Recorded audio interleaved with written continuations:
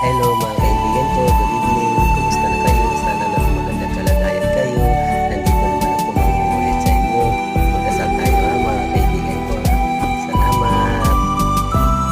Ama, sama-sama sa Anak at sa Espiritu Santo. Amen. Ama namin makapangyarihan sa lahat, huwag mo kaming pababayaan sa araw at gabi, sa mga oras at minuto, dahil sa aming hanap buhay, ang mga gawain namin sa bawat isa, hindi namin alam kung kakayanan ba namin.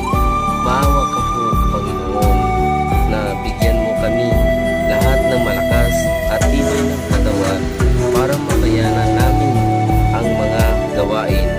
Panginoon, ipagkaloob mo sa amin dahil ang kahilingan para sa